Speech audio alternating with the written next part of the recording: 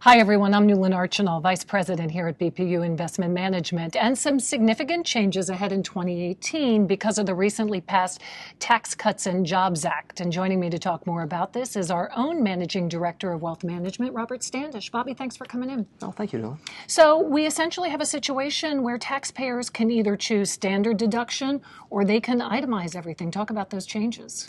Correct. And so with the Tax Act, essentially the objective was to simplify the tax filing process. And with the standard deduction increased to $24,000, now filers have the choice to either simply claim the standard deduction for married joint filers or at $24,000 or itemize their deductions. They'll have essentially the Act has eliminated all but 3 deductions for state and local taxes, as well as charitable contributions and also mortgage interest. But whichever's higher, that's what you can take or elect. Correct. And so if the sum of your state and local taxes plus your mortgage interest and also your charitable contributions exceed that standard deduction amount, then it benefits the taxpayer then to claim the itemized. Yeah, and what's interesting is it doesn't appear that there are any AGI thresholds that would phase people out anymore. Correct. And so as we're on the topic of using married filers as an example, in the past, married filers, if their AGI or adjusted gross income exceeded $313,000, then they would experience or incur a phase-out or reduction of their itemized deductions.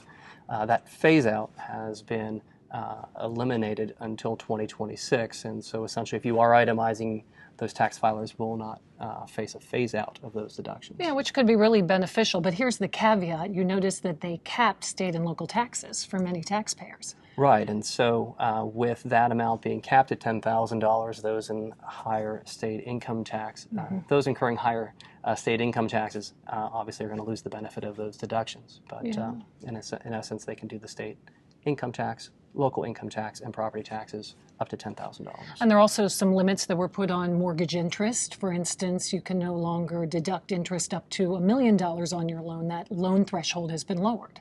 Right, and so for loans that were borrowed after December 16th of last year, let's call it for 2018, that equity indebtedness level is now $750,000.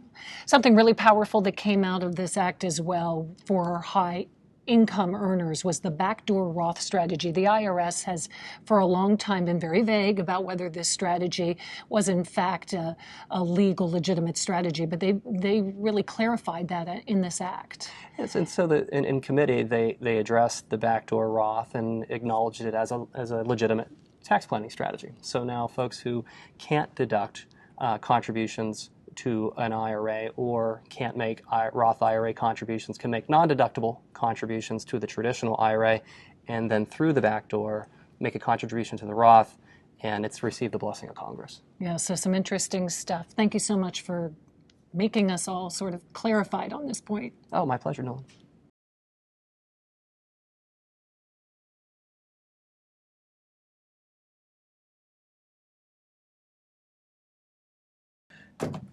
Please be advised that the accuracy and completeness of this information are not guaranteed. The opinions expressed are those of the authors and not necessarily those of BPU Investment Management, Inc. or its affiliates.